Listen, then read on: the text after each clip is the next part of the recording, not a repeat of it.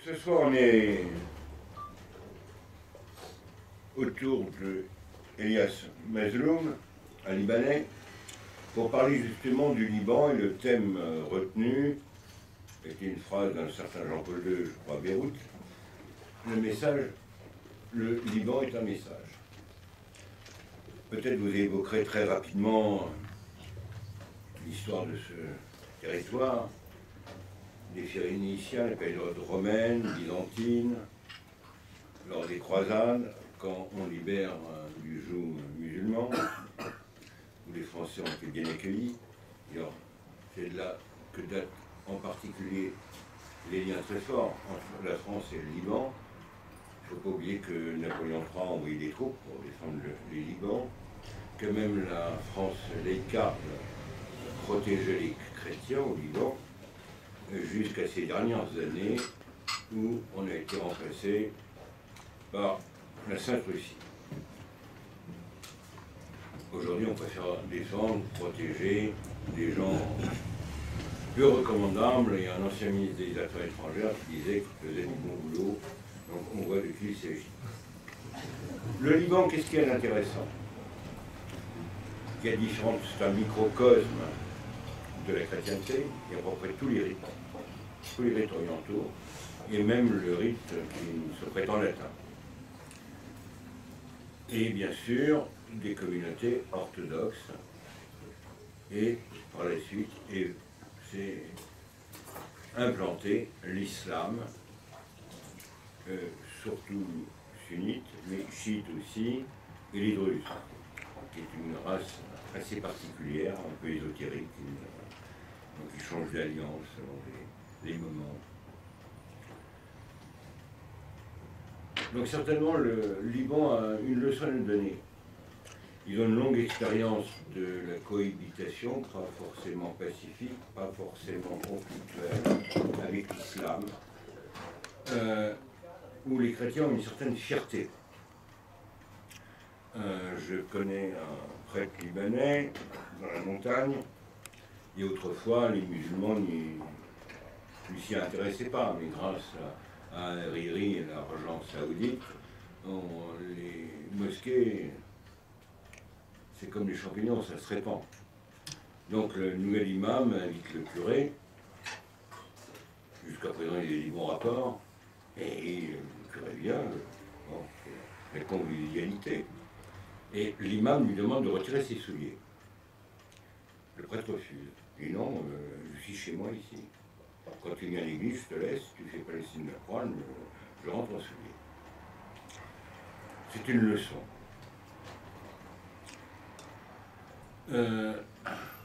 Il faut savoir aussi, et être lucide, que l'équilibre politique au Liban, surtout après les accords de Taïf qui ont pu instaurer une certaine paix, sont très fragiles, et que les puissances régionales que l'on connaît bien, avec une grande tribu dont la 13e est en Amérique, peuvent un jour ou l'autre avoir des objectifs belliqueux ou déclencher une nouvelle guerre. À vous, cher ami. Merci, frère. Merci de m'inviter, en tout cas pour parler de ce pays qui me passionne, parce que je suis franco-libanais. C'est comme on le dit toujours, en tout cas, on a le Liban et la France, c'est comme la mère et l'épouse. Il y en a une qu'on ne choisit pas et l'autre on choisit. Moi, c'est ce que j'avais fait. Le Liban, c'est souvent, en tout cas, on entend parler du Liban, la terre du lait et du miel.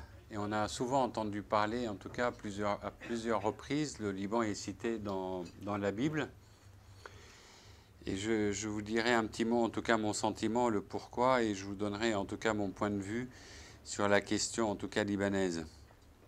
En partant du message du pape que le Liban est un message. C'est un témoignage, en tout cas c'est mon regard, parce que ce regard je l'ai développé justement grâce à tous mes amis français autour de moi. parce que je m'étonnais pourquoi le Liban il intéressait autant de Français. Peu importe en tout cas les confessions, pas confessions, mais le Liban n'empêche, il intéresse beaucoup de Français et il ne laisse pas les gens insensibles. Je ne vous parlerai pas trop de la politique parce que c'est quelque chose, mais en tout cas je vous dirai pourquoi à la fin. En tout cas, mon regard, parce que le regard il est beaucoup moins passionnel pour moi que en tout cas qu'il est vu de l'extérieur.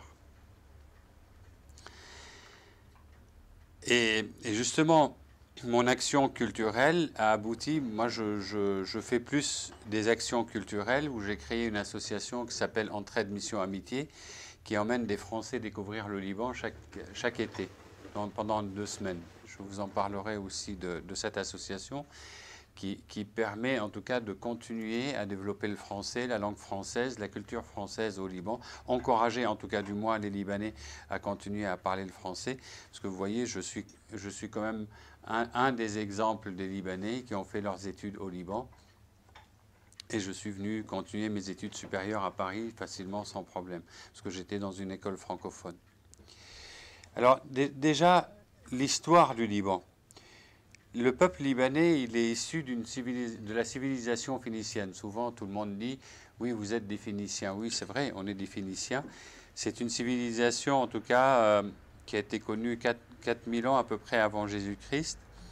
Et les Phéniciens étaient réputés, ils le sont toujours, en tout cas, on parle toujours des Phéniciens, pour leur habileté en tant que marchands et marins. Ils ont également diffusé l'alphabet. C'est grâce à eux que l'alphabet, qui a été une graphie composée de 22 signes, et qui a été reprise par les Grecs, par les Romains, et puis qui a connu, en tout cas, qui a été connue aussi par l'Occident, elle a été diffusée notamment par les Phéniciens. Pourquoi? Alors souvent on entend parler des Phéniciens, parce que là vous allez entendre certaines choses qui sont... c'est un avis personnel, en tout cas des propos personnels. Peut-être que vous les avez entendus, peut-être pas. Mais en fait, tout simplement parce que le peuple phénicien, il était connu comme marin, tout simplement par nécessité. Et souvent, on dit « Ah, mais c'est un peuple qui a été quand même... qui disposait d'une flotte incroyable. » Mais ça va vous faire presque rire. C'est parce qu'en fait, la terre du lait et du miel, c'est le Liban, il est autour d'un désert. C'est le seul pays où il y a de l'eau, des arbres et un pays vert. Quelques chiffres, c'est que c'est un pays qui fait 10 450 km², en longueur 210 km et 25 à 60 km, parce qu'il est plus court dans le sud et plus large vers le nord. Et il compte d'environ 4 millions d'habitants. Alors on dit 6 millions, 7 millions, 8 millions à l'étranger, mais ça c'est vrai, mais en même temps tout dépend. Après, quelqu'un qui a quitté le Liban depuis 3 siècles et qui n'a plus la nationalité libanaise, est-ce qu'il est encore libanais? Mais peut-être par son nom, oui, mais il n'a plus la nationalité. Mais en tout cas, c'est pour cela, ceux qui détiennent encore le passeport, à peu près 6 millions. Alors, pourquoi il est vert? C'est parce que c'est le seul pays où on peut, la montagne, on peut monter jusqu'à 3080 mètres.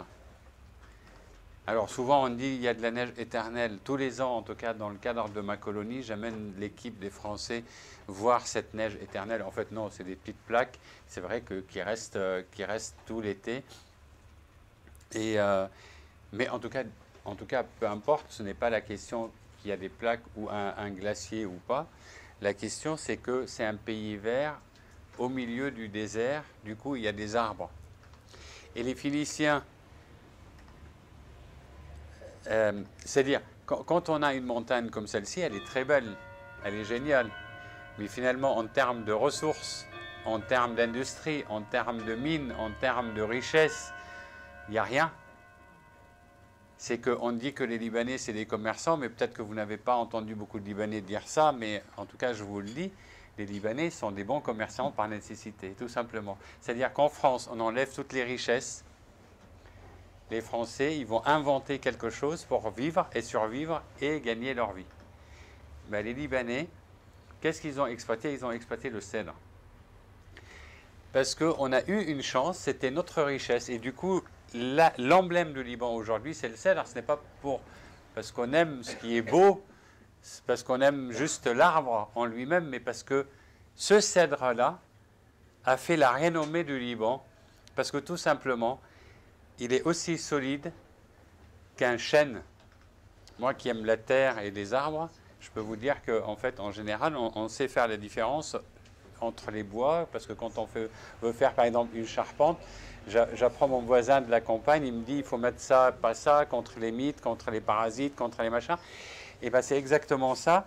Le cèdre, il est aussi solide que le chêne, sauf que le chêne, vous le balancez dans l'eau, il coule. Le cèdre, il flotte. Et du moment où on a tout un pays couvert de cèdre, ils ont réussi à faire une flotte, en tout cas, qui ne peut pas être concurrencée par d'autres, parce que les autres n'avaient pas de cèdre. C'est aussi, en fait, c'est tout simplement par nécessité. C'est aussi simple que ça. Du coup, effectivement, ils ont disposé de cette flotte, mais à force de couper, maintenant, il y a une toute petite forêt. C'est là où on fait notre colonie, c'est dans la région des cèdres. Ça ne fait même pas 1 hectare de la forêt des cèdres. Mais heureusement, il y a quand même des efforts qui sont faits par les Libanais et par les ONG du monde entier pour replanter le cèdre, pour replanter en tout cas dans différents endroits. Les fameux cèdres dont on parle, ils sont dans le nord, à Charé. On a des cèdres qui ont 3000 ans, 4000 ans, et c'est vrai qu'il faut 4 ou 5 personnes pour les entourer à bras ouverts. Et c'est vrai que c'est fameux. Mais en tout cas, aujourd'hui, le cèdre, il sert pour la décoration, pour se souvenir du passé qui a rendu en tout cas ce pays connu dans le monde entier et qui a permis en tout cas à ce que les Libanais gagnent le label des bons commerçants. Mais en fait, ils ne sont pas plus bons que d'autres pour moi. C'est par nécessité qu'ils le sont devenus. En tout cas, au Liban, il y a encore, grâce à leur flotte, ils ont diffusé cet alphabet, et aujourd'hui, on a la plus ancienne inscription dans le monde, qui date du XIIIe siècle avant Jésus-Christ, gravée sur le sarcophage nous on dit Ahiram, ou Ahiram comme vous voulez. C'est le roi de Byblos, et elle est conservée au musée de Beyrouth. Si vous avez l'occasion d'aller à Beyrouth et de visiter le musée, vous pouvez trouver en tout cas la stèle, en tout cas sur laquelle on a l'alphabet. Alors, on a parlé du roi de Byblos parce qu'à l'époque, de temps des Phéniciens, il y avait des rois dans chaque ville. Et les villes les plus importantes sont Tripoli, Saïda ou Sidon, Tyr, qu'on appelle Sour aujourd'hui, Jbeil, Byblos, Jounieh, Zahlé. En tout cas, c'est les grandes villes aujourd'hui, sans citer Beyrouth. Parce que Beyrouth, quand même, on peut considérer que Beyrouth, au Liban, c'est une ville à part. Parce que sur 4 millions de Libanais, il y a 1 million qui habitent à Beyrouth. C'est une densité de population qui est incroyable et énorme. Alors le Liban a connu une succession, en tout cas, d'empires, parce que c'est la situation géographique, je pense. Souvent, on dit que beaucoup, ils veulent disons, ils étaient attirés par les richesses du Liban, mais les richesses du Liban, oui, mis à part l'eau, soyons sérieux, moi je préfère parler vrai, mis à part l'eau, qu'est-ce qu'il y a? Et l'eau, elle n'est même pas exploitée, et très mal exploitée. C'est la seule chose, mais c'est sa situation géographique qui a fait du Liban un pays qui intéresse tout le monde. C'est-à-dire, avant, c'était un intérêt. Pourquoi? parce qu'aujourd'hui, vous avez des paquebots énormes pour transporter le pétrole. On n'a plus besoin de passer par le Liban. Mais c'était plus économique de faire passer des pipelines qui venaient de l'Arabie Saoudite jusqu'au Liban. C'était moins cher. Du coup, le Liban intéressait tout le monde. C'était plus cher. En tout cas, c'était moins cher de faire passer les épices, de faire du commerce, de venir. En tout cas, il faisait vivre, disons que c'était un point de passage pour tous les pays qui étaient derrière, que ce soit la Syrie, l'Irak, la Jordanie, tous les pays, en tout cas, qui sont derrière le Liban, qui voulaient vivre, en tout cas, parce que eux aussi, parce que déjà, moi je dis que le Liban, il n'y avait pas grand-chose, bah, imaginons le désert aussi. Le désert, c'était encore pire. C'était encore plus difficile pour eux de vivre. Du coup, ils vivaient aussi du commerce. C'était des marchands aussi, notamment des marchands d'épices. Et pour vendre leurs épices, ils faisaient venir leurs épices dans les ports du Liban, les grandes villes que je vous ai citées. Ça veut dire Tyr, Sidon, Beyrouth, Byblos, Tripoli. Il y avait les plus grands ports de tout le Moyen-Orient. Aujourd'hui, ça représente un peu moins d'intérêt parce que entre les paquebots, les avions, entre le canal de Suez, entre toute la technologie qui s'est développée, on a beaucoup moins besoin. Du coup, ça perd à beaucoup moins d'intérêt aujourd'hui, le Liban, par rapport à avant. Alors, c'était sa situation géographique, et aujourd'hui, mais sans parler trop, en tout cas, de l'aspect politique, si vous remarquerez bien, sans donner mon avis, en tout cas politique, le Liban, il est encore, en tout cas, considéré comme le protégé de la France. Parce que la Russie considère que c'est la Syrie qu'elle protège, pas le Liban. Israël, c'est l'Amérique, et vous avez ces trois puissances qui ont une présence au Moyen-Orient. Ça l'est toujours. C'est toujours le cas. Alors, pourquoi? Alors, on a connu les Romains, les Byzantins, comme il a dit frère Thierry, après il y a eu les croisades, et puis les Ottomans qui sont restés 500 ans, et puis hop, en 1920, quand la Turquie, quand la puissance turque, en tout cas, abandonne son empire du fait de la Première Guerre mondiale, et bien sûr, la France a occupé le territoire qui est le Liban aujourd'hui et la Syrie, les Anglais, la Jordanie, Israël, Palestine, l'Irak, tous ces pays-là, pour les partager et tracer les frontières. Ça veut dire quoi? Ça veut dire que jusqu'en 1920, toute la région n'avait pas de frontières, il n'y avait pas de pays. Et alors vous allez me dire, mais comment se fait-il qu'il n'y avait pas de pays? On a toujours entendu parler du Liban, même dans la Bible. Mais en fait, dans la Bible, on n'entendait pas parler du Liban en tant qu'État indépendant ou frontière. On entendait parler du Liban, de la montagne blanche, au milieu du désert. Parce qu'on voyait la montagne. Parce qu'en hiver, c'est vrai, il y a une dizaine de montagnes qui sont toutes blanches l'hiver, alors que tout autour, c'est du sable. Et le Liban, il a existé dans la Bible, tout simplement parce qu'on l'appelait la montagne blanche. Alors, dans cette montagne blanche, comment les gens ont survécu? Les Phéniciens, c'était la population qui était sur la côte. Et je vais en venir, je vais vous parler des Maronites, parce que vous attendez à ce que je vous parle surtout des Maronites, bien sûr, et je suis Maronite, même si j'aime beaucoup aussi les autres communautés. Les Maronites, ils ont joué un rôle très important, en tout cas, dans la construction du Liban et dans les liens avec la France. Et souvent, moi, c'est vrai que c'est grâce à tous mes amis français que je me suis posé cette question, mais pourquoi il y a cette proximité?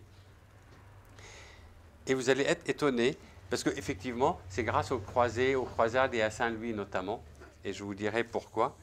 Mais parce qu'en fait, le peuple maronite, il est proche de la France, mais surtout, il est proche de tous les sympathisants de Saint-Louis et des croisés. Pourquoi? Parce que les Maronites, essentiellement, en grande partie, c'est les descendants des croisés. Et ça, c'est quelque chose qu'on n'entend pas beaucoup parler. Regardez, j'ai deux parents libanais, mes parents n'ont jamais voyagé, et j'ai quand même un type européen. Il vient d'où? Ben, il vient des croisés parce qu'ils se sont installés au Moyen-Orient. Et toutes les régions où il y a eu des installations de croisés, en fait, il y a des hommes qui sont restés là-bas. Et il y a des hommes qui se sont mariés là-bas. Il y a des hommes qui sont restés parce que finalement, on imagine, aujourd'hui, on fait une mission. Et ça, je ne crois pas que beaucoup vous ont raconté ça, mais en tout cas, moi, c'est mon point de vue de mes recherches à moi, personnelles. Je viens d'une région où il y avait une caserne. Mais cette caserne, en fait, quand les militaires, ils restaient 100 ans, 50 ans. Mais vous imaginez, 50 ans, qu'est-ce que ça veut dire? Mais on peut construire une vie en 50 ans. Ce n'est pas comme aujourd'hui. Aujourd'hui, on prend, en fait, on part en Amérique, non pas en Amérique, on part en Afrique, on part au Moyen-Orient, on fait des missions militaires et on revient au bout d'une semaine. Mais sauf que les croisades, ce n'était pas des croisades d'une semaine. Ça a duré toute une vie. Et puis pendant cette vie-là, en fait, il y avait des hommes qui construisaient leur vie, même là-bas, en restant là-bas. Alors, comment c'est arrivé? Parce que, en fait, il y a eu d'autres croisades avant Saint-Louis, mais sauf que Saint-Louis, c'est le premier qui s'est aventuré dans la montagne libanaise. Et il faut aussi situer les choses à leur époque. Aujourd'hui, qu'est-ce qu'on fait? Aujourd'hui, on dit, voilà, je vais au Liban, je vais en Sibérie, je vais au fin fond de la Syrie. C'est vrai, mais c'est aujourd'hui. Parce qu'aujourd'hui, on a la technologie. Mais le Liban, c'était quoi du temps de Saint-Louis? C'était un pays où il n'y avait pas de route, rien du tout. C'était une vallée déserte que personne n'avait envie d'y aller. Et les seuls qui l'ont habité, c'est les Maronites, parce qu'ils ont été chassés au 8e siècle de la Syrie, persécutés. Sam Maroun, avec ses disciples, au 8e siècle, il a été persécuté, du coup il a fui dans une montagne où personne n'avait envie d'y aller. Et c'était un peuple pauvre d'agriculteurs qui s'autosuffisait en cultivant la terre. Et j'ai appris de mes grands-parents, parce qu'ils avaient gardé certaines habitudes de dire comment on conserve par exemple la viande de mouton en mettant du sel, parce que c'était dans la montagne, parce qu'on ne peut pas aller dans la capitale, on ne peut pas aller jusqu'à la côte par la peur d'être persécuté. Et Saint-Louis, il dit, avec son armée s'est aventuré dans la montagne libanaise, il a eu la surprise de découvrir une église pauvre, qui s'autosuffisait, qui n'était pas connue, dont personne n'avait entendu parler de cette communauté. Pourquoi? Parce que c'était des personnes qui ont fui pour habiter dans des grottes. Jusqu'à aujourd'hui, c'est que quand vous allez au Liban, vous allez dans la vallée de la Kadisha, on va vous dire, c'était le siège du patriarche. Mais le siège du patriarche, aujourd'hui, même personne n'a envie de l'habiter. C'est-à-dire, il y a les renards, il y a les loups, il y a des endroits où... Mais justement parce que c'était inaccessible. On ne pouvait pas y accéder. Et justement, Sam Maroun a construit cette église. Du coup, jusqu'à l'arrivée de Saint-Louis, l'église maronite était une église d'origine, comme l'église d'Éthiopie aujourd'hui, que tout le monde confond en disant c'est une église orthodoxe. L'église d'Éthiopie n'est pas une église orthodoxe. C'est une église d'origine qui n'a pas connu les schismes catholiques et orthodoxes. Et si on prend la carte du Liban, on remarque quoi? On remarque qu'il y a 17 communautés au Liban, il y a 12 communautés chrétiennes. Dans les 12 communautés chrétiennes, seule la communauté maronite, il n'y a pas d'orthodoxe. Et je vais vous dire pourquoi, parce qu'en fait c'est factuel, ce n'est pas quelque chose parce qu'on n'a pas voulu être orthodoxe. Parce que si vous prenez la carte du Liban, imaginons ça c'est le Liban, là c'est la montagne, les Maronites habitaient dans la montagne. C'était des fuyards. On a fui la persécution pour habiter la montagne et puis ils ont construit en forme de gradin, ils ont travaillé la montagne, c'est quelque chose de dur, pour la cultiver et pouvoir vivre de ça. Alors du coup, ils vivaient tout simplement. Ils vivaient comme les moines d'aujourd'hui, comme les ermites.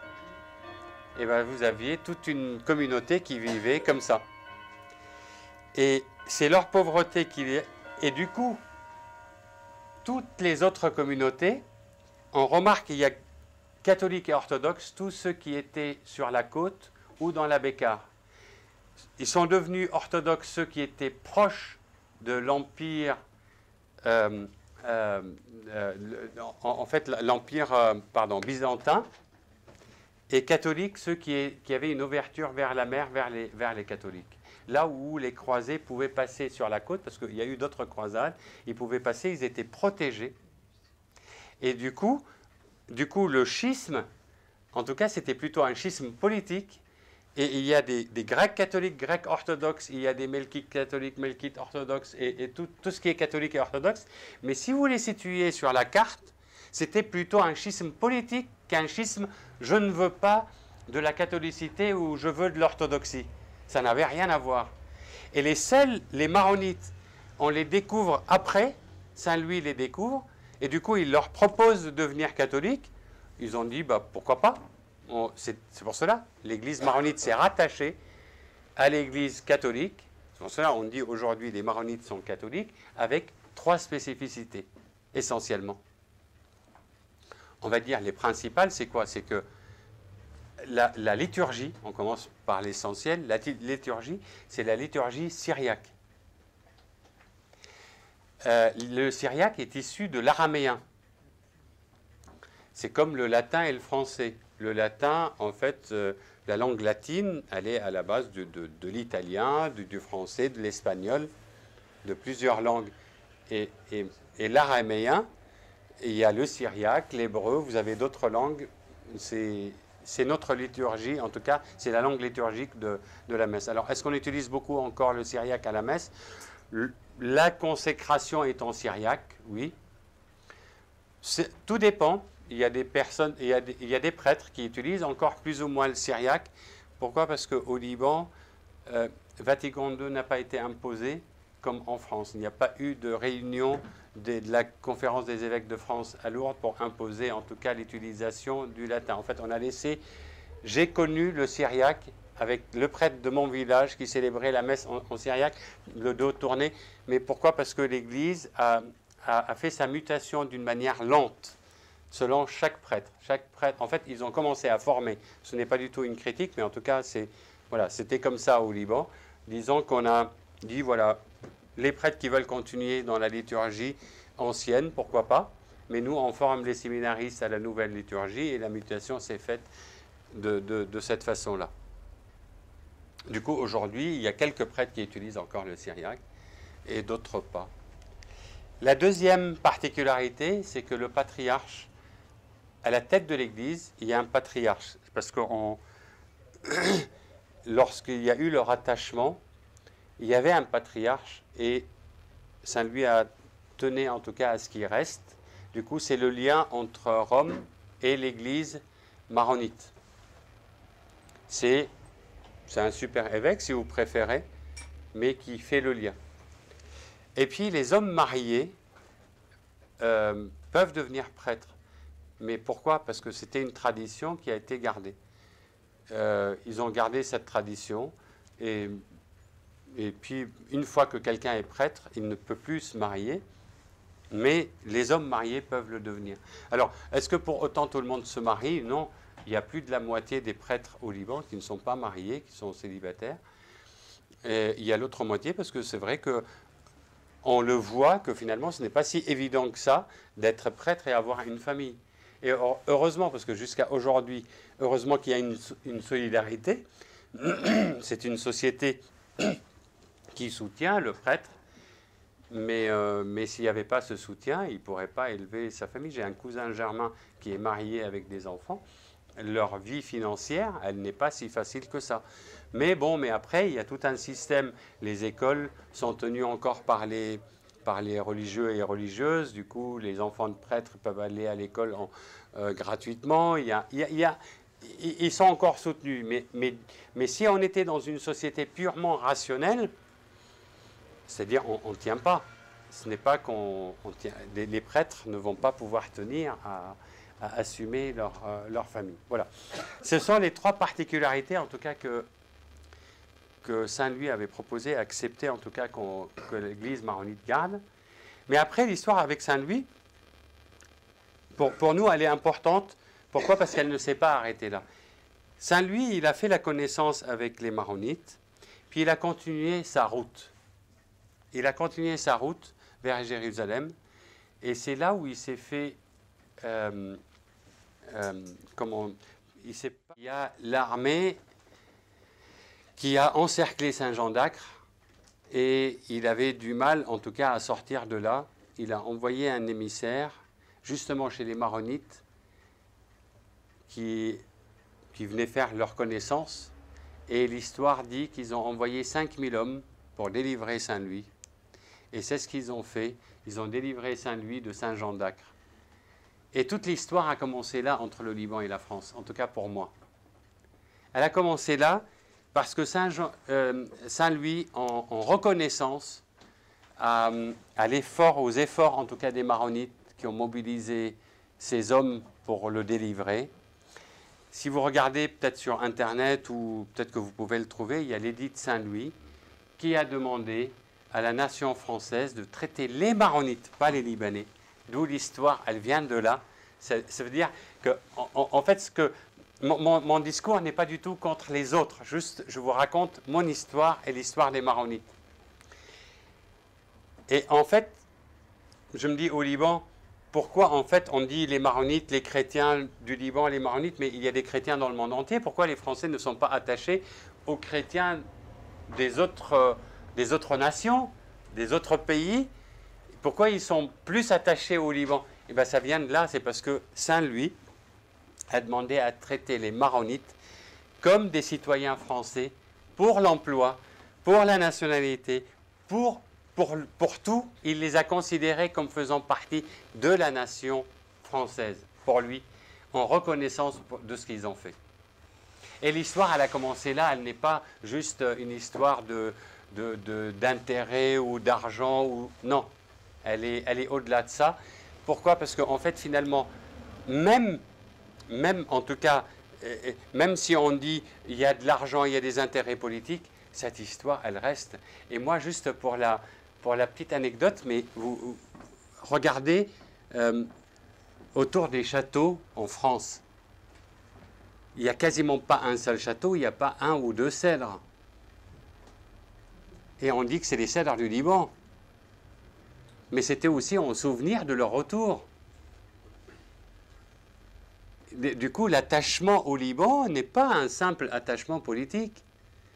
Et l'attachement de la France au Liban est essentiellement et avant tout avec les Maronites, avant tout à cause de l'histoire de ce que je viens de vous dire.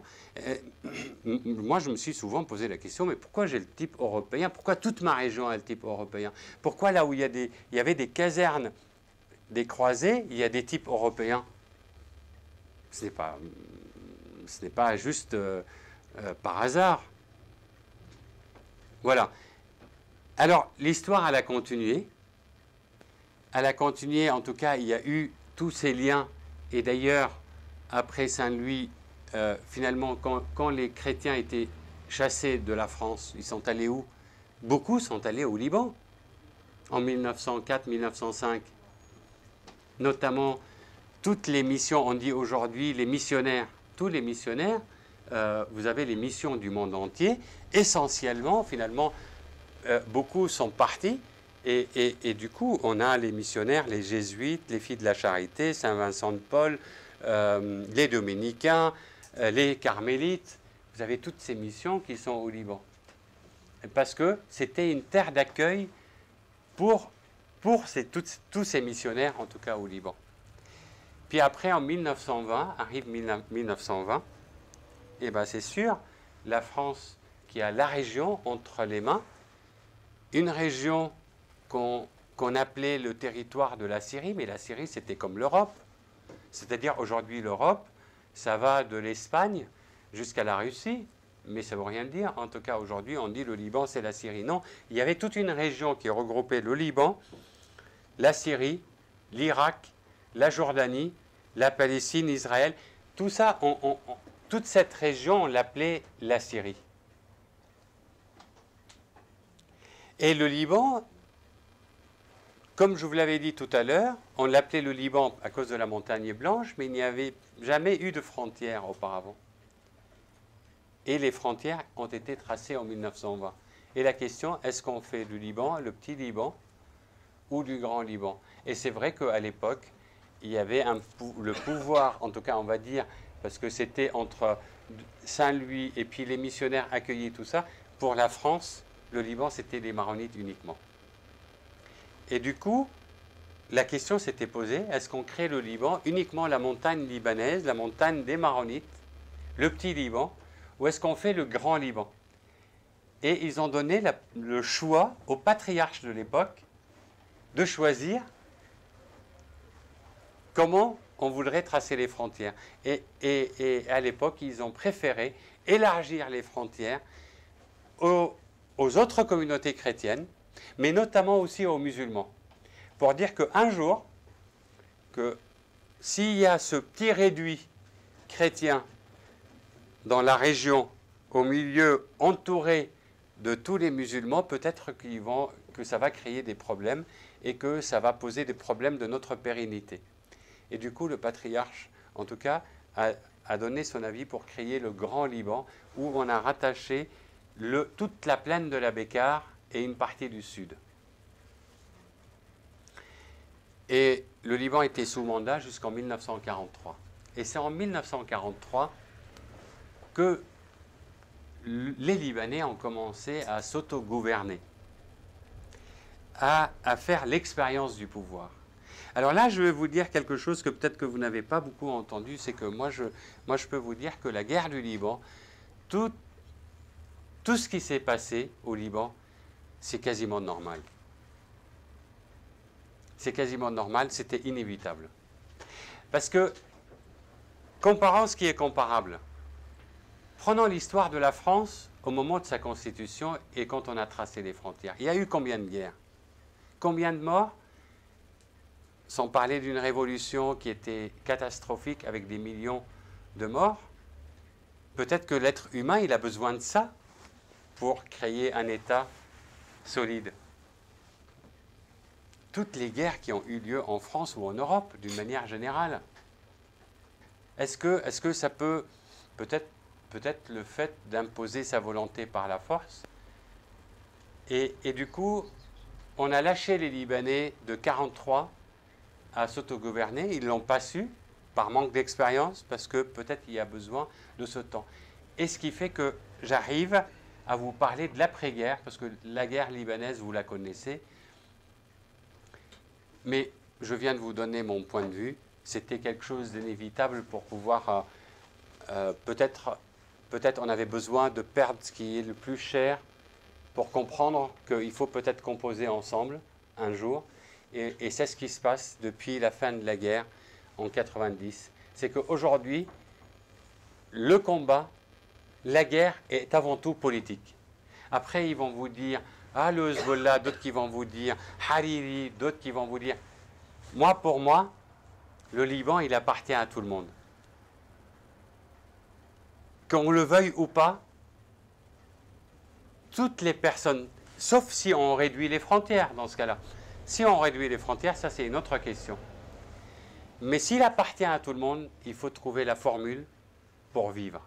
Alors, et les chrétiens dans tout ça? Alors les chrétiens, moi j'ai là-dessus, moi je dis que les musulmans, ils occupent des terrains vides. Des terrains où personne n'a envie de s'en occuper. Le problème, pour moi, n'est pas le musulman. Le musulman n'est pas un problème. C'est-à-dire, si moi je travaille à l'éducation de mes enfants, une éducation chrétienne, religieuse, dès son enfance, et je suis solide, et je veille sur lui, eh bien, personne ne pourra occuper le terrain. On peut changer la religion des gens quand ils ne sont pas suffisamment forts dans leur foi. C'est aussi simple que ça. Ça paraît simple, ça paraît simpliste, tout ce que vous voulez, dites ce que vous voulez, mais du coup, nous, on n'est pas en danger au milieu des musulmans. On est obligé de composer avec eux, parce que c'est aussi leur pays, parce que comme c'est le pays des chrétiens, c'est aussi le pays des chiites et des sunnites.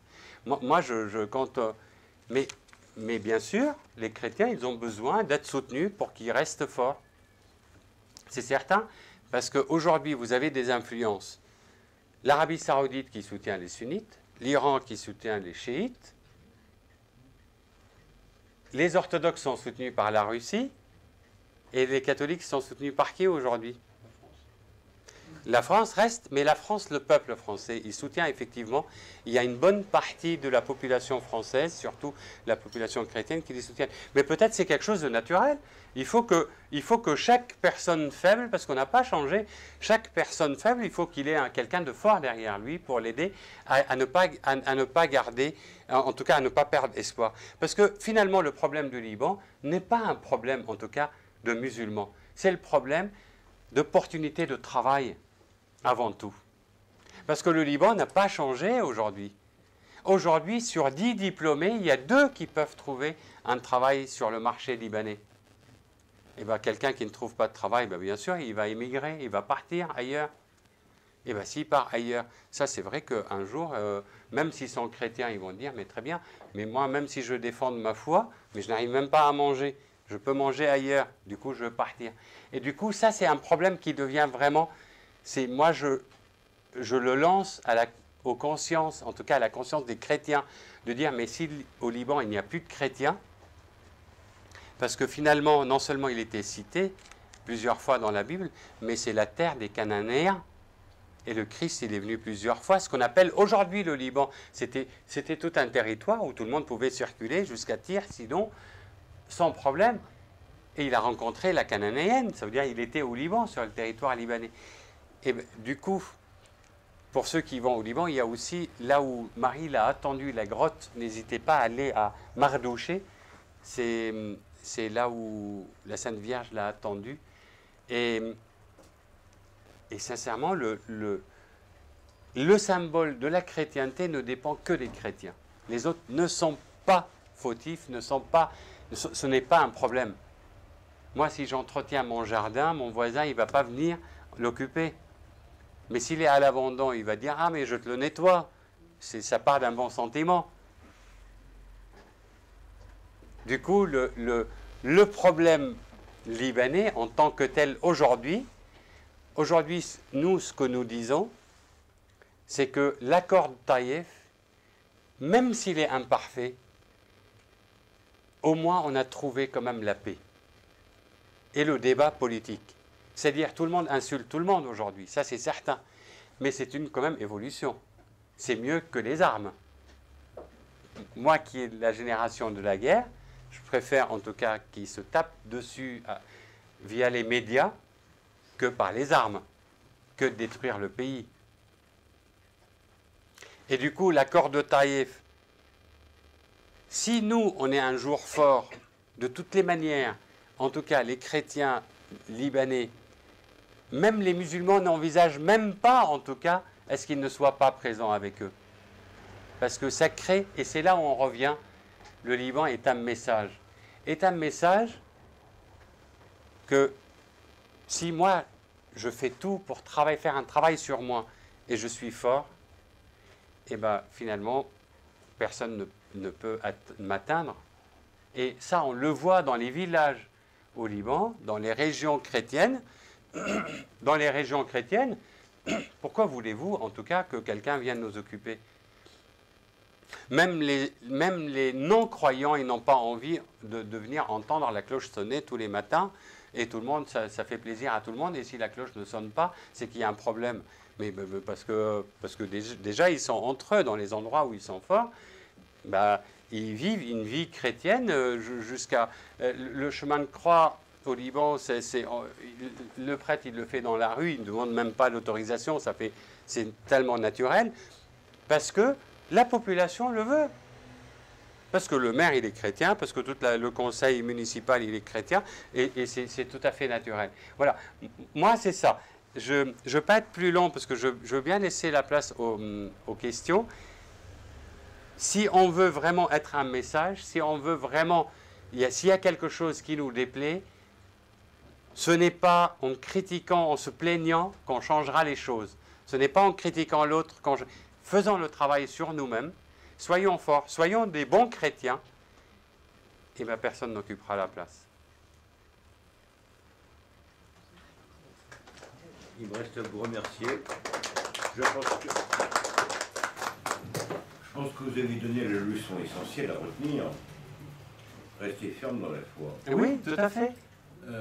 Et c'est ainsi que Saint-Paul qu'on mène le bon combat. Mais d'ailleurs, j'ai oublié de vous dire juste cet exemple. En fait, c'est un témoignage. Moi, j'étais dans une école, le catéchisme, c'était une note, comme n'importe quelle note, comme n'importe quelle matière.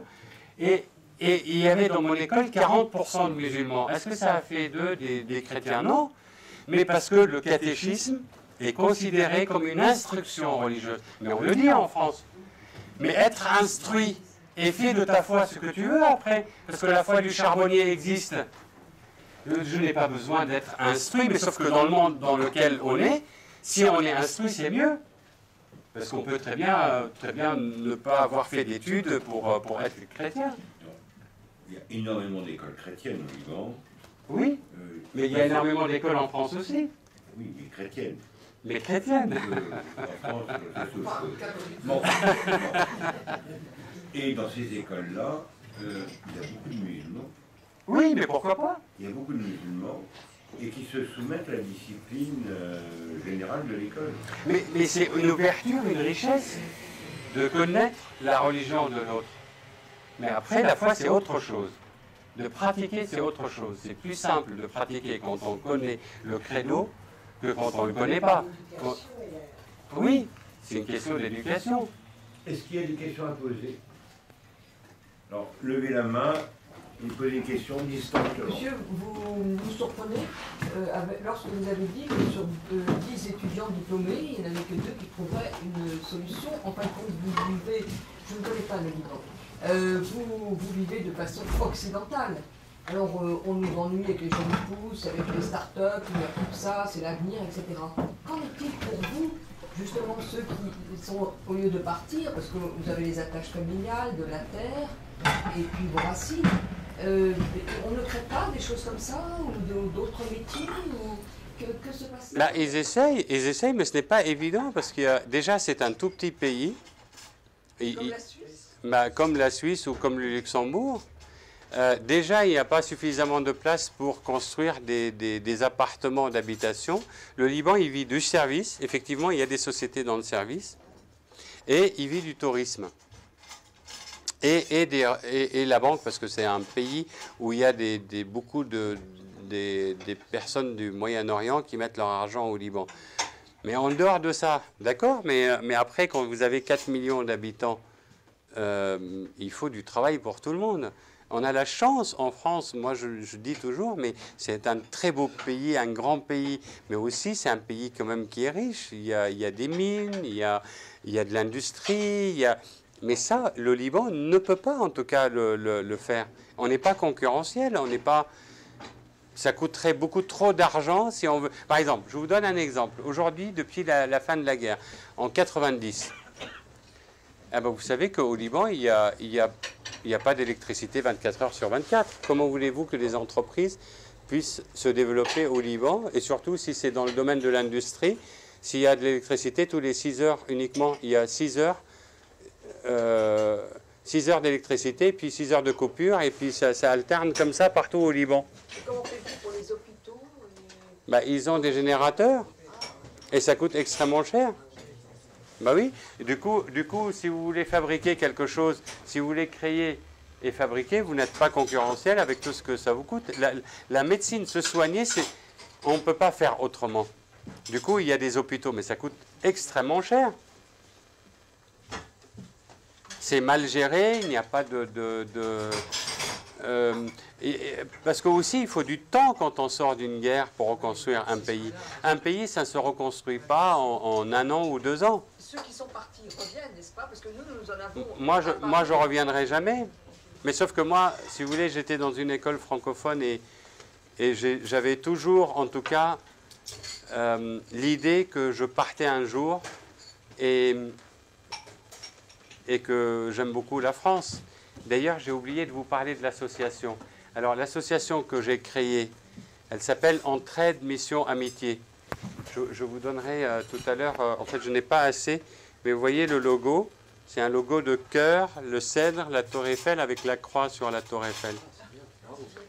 Et, mais pour moi, si vous voulez, ça va de soi, il y a la croix, mais parce que c'est notre identité. Nous, on est issus d'une paroisse. On était dans une paroisse, un groupe d'amis, et du coup, on a créé cette association. Je ne vois pas ce qui peut être choquant pour les autres, en tout cas d'avoir la croix. Et du coup, depuis 2003, tous les ans, on part à peu près une vingtaine. Et il y a des années où on était 30, des années où on était 20, 25. C'est un projet intergénérationnel, tous les âges. Ici, tout le monde peut venir. Mais vraiment, il n'y a pas de limite d'âge. Je préfère, parce que finalement, et pour aller encourager les enfants libanais de 6 à 12 ans, soit de continuer à parler le français, soit de les motiver, en tout cas, même s'ils ne le parlent pas, à l'apprendre. Leur donner envie de continuer à parler cette langue, cette belle langue. D'ailleurs, c'est dommage, j'aurais pu vous inviter la semaine dernière, parce que je dis la belle langue de Molière, mais on jouait le malade imaginaire, on a joué cette pièce. Mais en tout cas, moi j'aime beaucoup, en tout cas, cette langue. Et les enfants, on a chaque année 150, 200 enfants, de 6 à 12 ans. Et cette année, c'est du 27 juillet au 13 août. Et juste on les encadre, et le thème c'est le chant. Il n'y a rien de plus joyeux, c'est le chant. On leur apprendra des chants français, c'est-à-dire on va leur expliquer les chants, voir s'ils ont compris le sens, puis on chante ces chants-là, 2 chants par jour. Bon.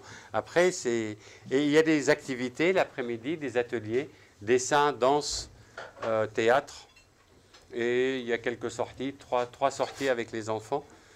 Et puis les volontaires, ils découvrent le Liban et la culture libanaise à travers cette action culturelle. Voilà. Si ça vous tente, ça s'appelle Entraide, Mission, Amitié. Je peux faire passer ça.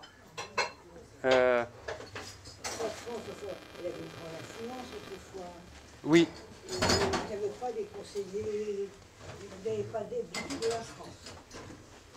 Si, du peuple. Le peuple français, il est présent. Mais après, si vous voulez, au niveau si c'est au niveau politique. Au point de vue pour l'éducation, par exemple, il n'y avait pas. Quelquefois, on est réunis à tel lycée à Paris ou tel. Il n'y a pas de lien. De lien avec qui? À la France. Si, le lien, il est très fort. Mais parce que les Libanais, ils sont intégrés. Et comme ils sont assez intégrés, ils ne sont pas une communauté. Il y a beaucoup de Libanais en France. En Île-de-France uniquement, il y a quasiment 200 000 Libanais. Ben oui. Bien sûr, mais pourquoi la France ne peut pas arriver à les aider un peu pour qu'ils s'en sortent mieux? Oui, faire partir du programme Erasmus, en allant jusqu'à chez nous.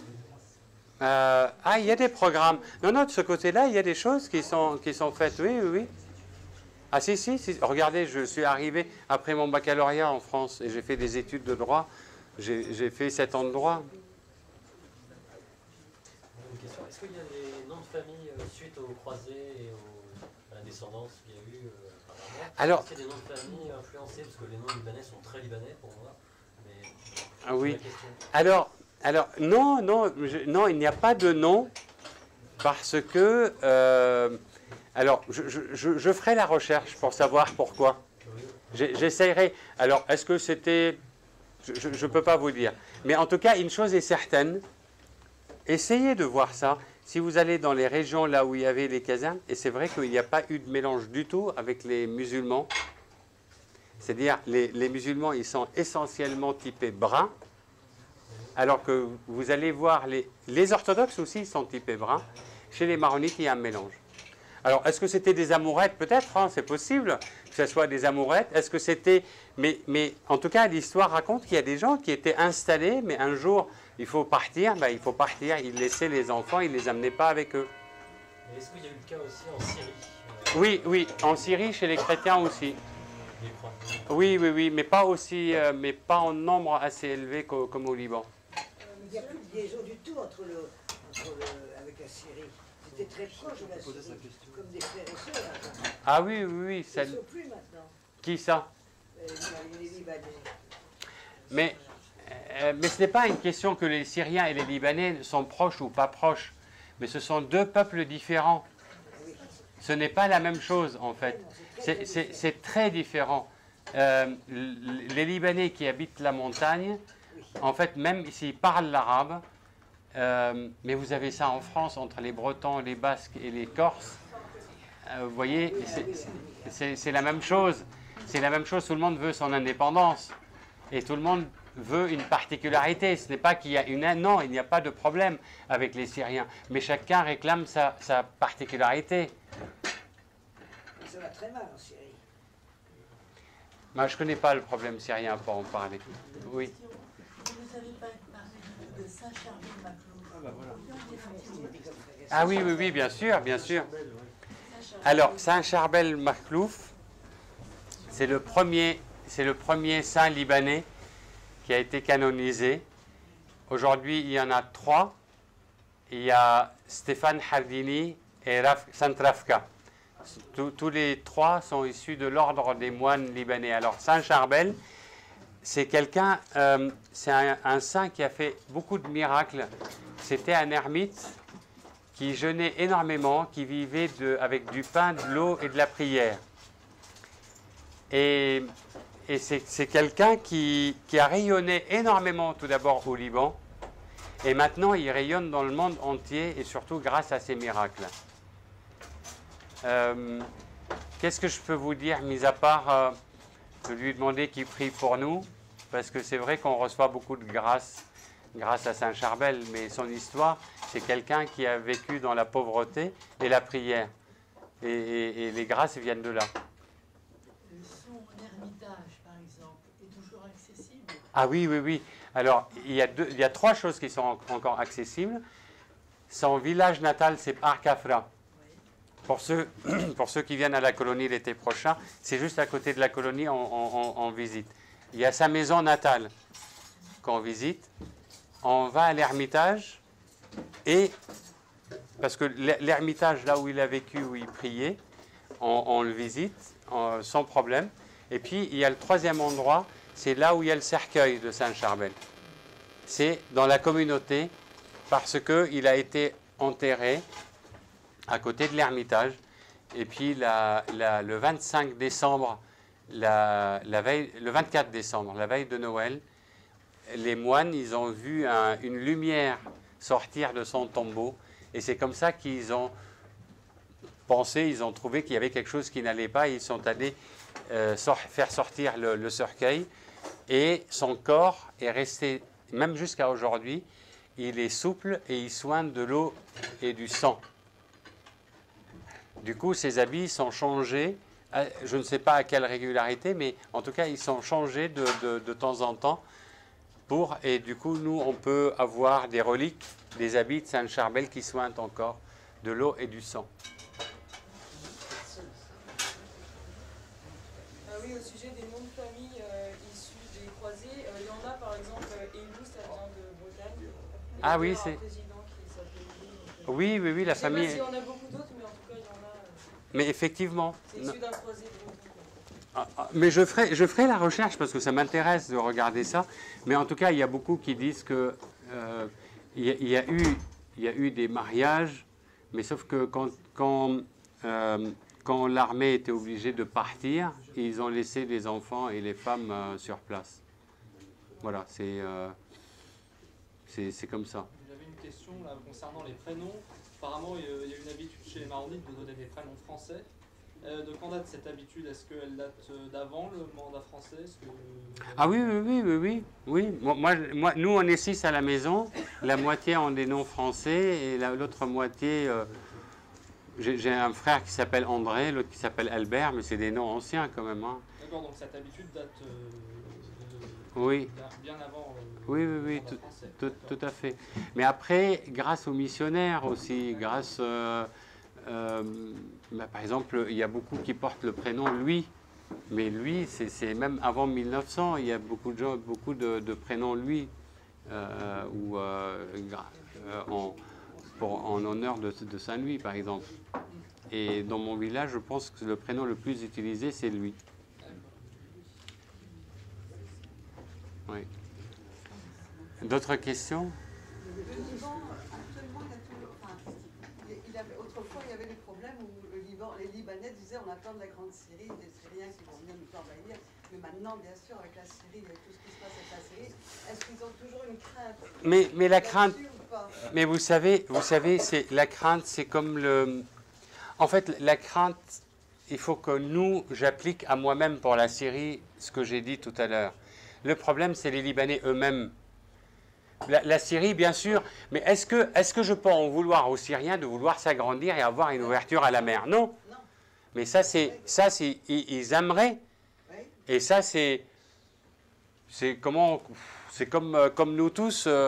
Si j'ai envie d'avoir un peu plus de terrain, je vais essayer d'acheter le terrain chez mon voisin. Mais si mon voisin ne le vend pas, si moi, Libanais, je ne vends pas mon âme et je ne vends pas le Liban, bah, les Syriens, ils ne vont pas pouvoir l'annexer.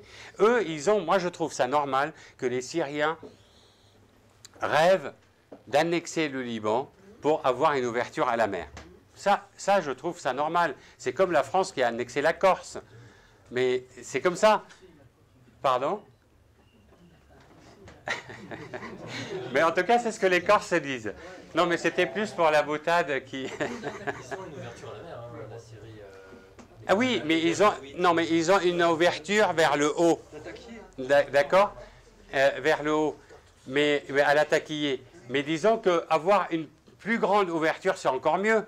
Mais non, ce que je veux dire par là, que si les Libanais n'avaient pas autorisé les Syriens à rentrer au Liban en 1975, jamais ils seraient rentrés, jamais ils auraient pu rester au Liban.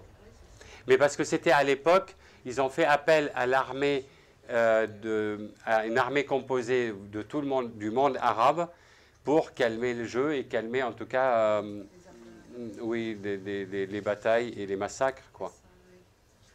Voilà. En tout cas, j'espère que vous avez passé un bon moment, que j'ai pu vous donner un témoignage. Ce n'est qu'un témoignage, et le mien en fait, sur le Liban, sur ce pays qui passionne. N'hésitez pas, en tout cas, si ça vous intéresse, de venir à la colonie avec nous cet été, le découvrir encore plus. N'hésitez pas, l'association s'appelle Entraide Mission Amitié. Il y a tout sur le site de l'association. Pardon ? Et en tout cas, on est dans une paroisse. La colonie se déroule dans une paroisse.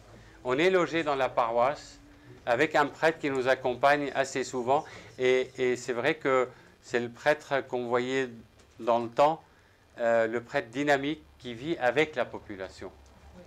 Qui n'est pas... en fait, qui n'est...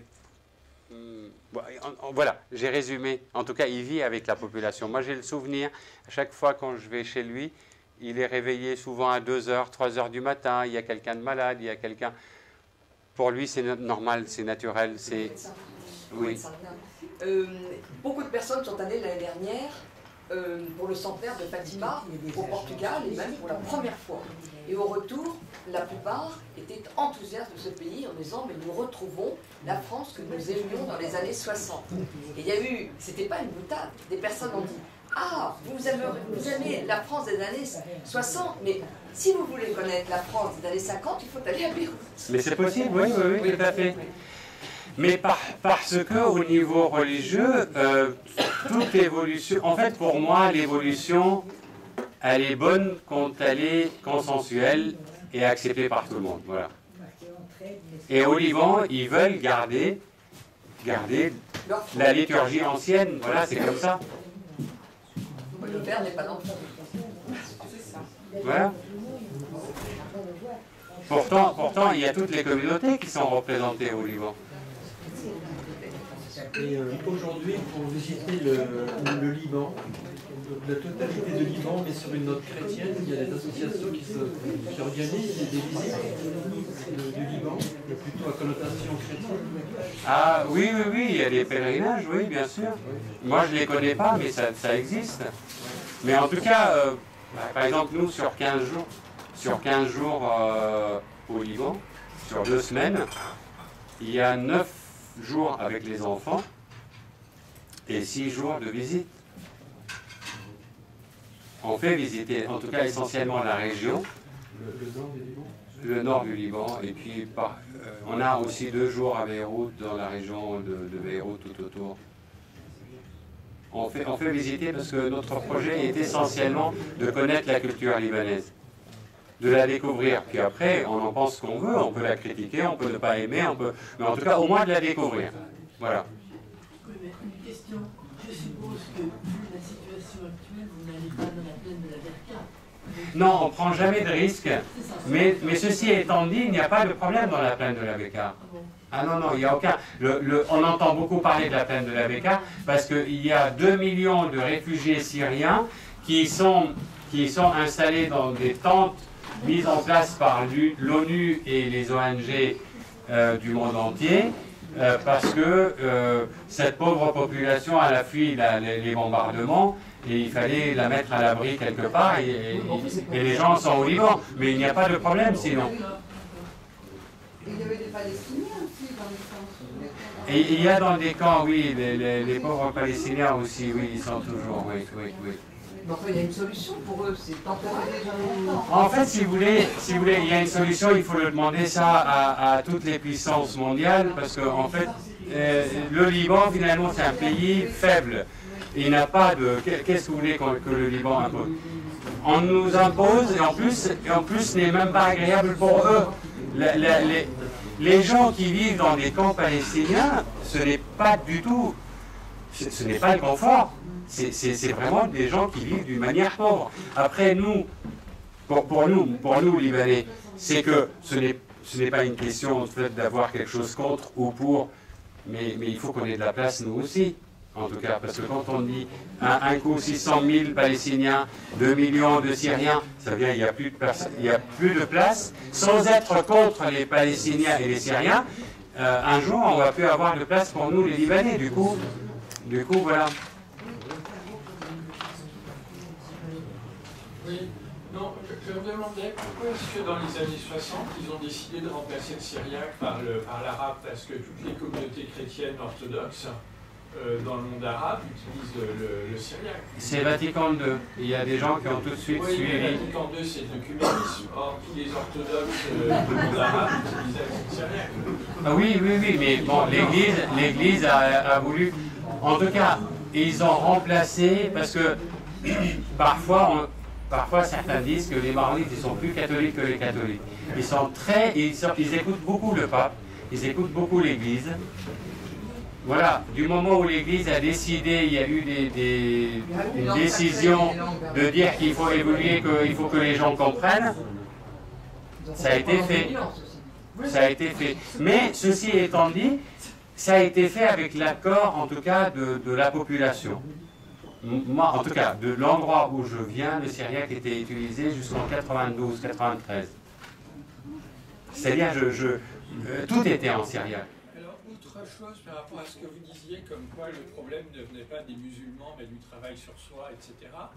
Je crois me souvenir que le cardinal Newman disait que partout où les chrétiens avaient conservé la foi orthodoxe, disons, la foi chrétienne, les musulmans n'étaient pas arrivés. Mais que là où les chrétiens étaient tombés dans l'hérésie, là l'islam avait gagné.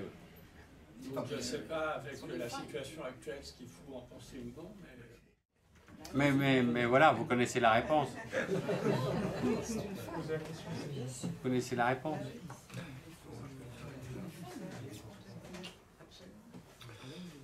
Bon, il me reste à vous remercier très chaleureusement. Merci à vous. On aurait pu évoquer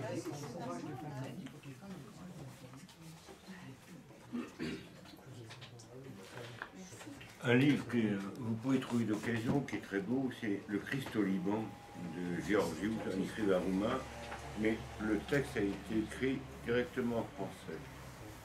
Et ensuite, les livres de M. Rabaki, que vous devez connaître, qui est nos amis.